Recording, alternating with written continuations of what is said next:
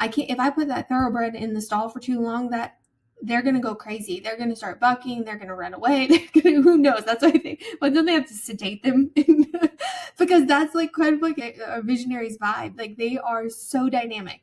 And so the thoroughbred is supposed to run. They're supposed to go. They're supposed to be hard charging and wild and innovative and dreamers and racehorses.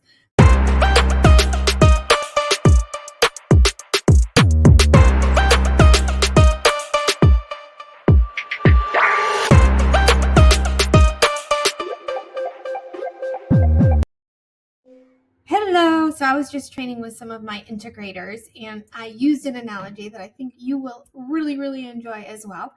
So if you're a visionary, you have a gazillion ideas, and your job is to come up with a gazillion ideas and have big strategic relationships and bond with people and create a product and sell the product, or find a product and promote and sell the product. And you have all of this energy and this momentum. I like to think of you like a thoroughbred.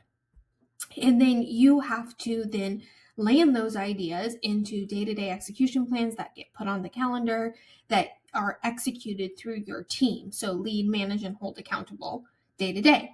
So this is the CEO to COO. This is the visionary to the integrator. This is the Steve Jobs to the Steve Wozniak.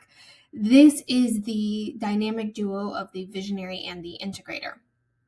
The integrator is one of the most challenging roles because ideas are a dime a dozen.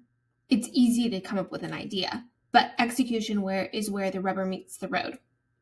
So I want to show with you an analogy that I've used, two analogies that I've used to describe the visionary integrator relationship and how I coach integrators to manage their visionaries so that they can get the ideas into executions that drive revenue and profit margin and brand awareness and growth. But we have to do it in a sustainable way. So this is an hourglass. It's not empty. Normally it would be empty by now, but it's not empty. These are all the visionaries' ideas. This is the integrator. This is the execution and tactical. So the best integrators are co-visionaries. So they can come up here into what I call the psychological sandbox, and they can swim around in ideation land and innovation land and dream land and see the front of the puzzle box and ideate with their visionary. And then they can say, okay, in order for us to execute this is the scope and sequence that we need to do. This is what needs to go in first. This is what we have the capacity for, the resources for, the labor for, the cash for, the ability to execute on. And so the visionary, you want the visionary having a gazillion ideas. You want them driving the momentum and the growth. The integrator is the pace setter. They're the ones that are responsible. How much, when. The visionary is supposed to drive hard. You want them driving hard. And the integrator can sometimes cause the visionary to go rogue by not understanding scope and sequence and not understanding how to channel the visionary's energy into the most productive things that visionary needs to do so that they can take the idea and execute it tactically. And then when you execute it tactically, what you have to do is you have to create reporting so that your visionary doesn't go into freak out mode that this is not actually happening. So you have metrics, you have workflows, you have processes, you have meeting cadence, you have reports, you have profit margin, the things that show that we are doing what we're supposed to be doing. So visionaries up here, idea land.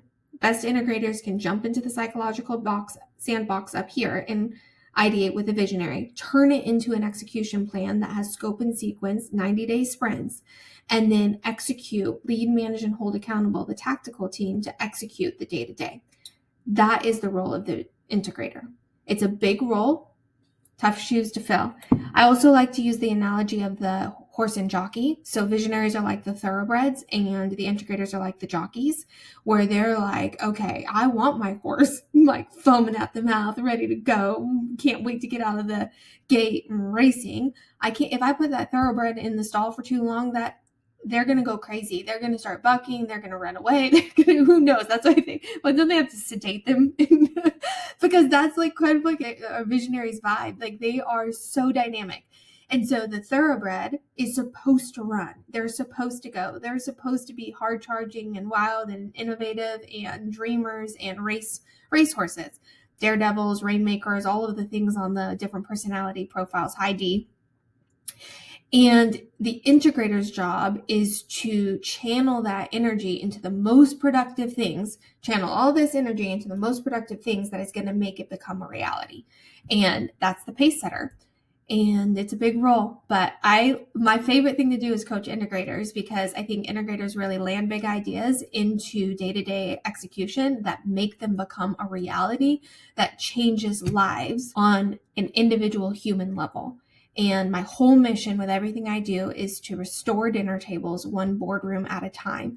And integrators are the ones that really make it happen right alongside with their visionaries. And I tried to sit in my business in both seats, the visionary and the integrator seat, and I fragmented my soul. It's impossible to be here and here at the same time. And so you have to be paired with an integrator that you trust, that you have great communication with, that you have mutual respect with, that you have sacred agreements with. And that's what I support integrators in doing, visionaries and integrators in doing, is creating that dynamic duo. So I'm a visionary integrator matchmaker. And I train your number 2 to help you turn your ideas into reality so you can organize to scale sustainably.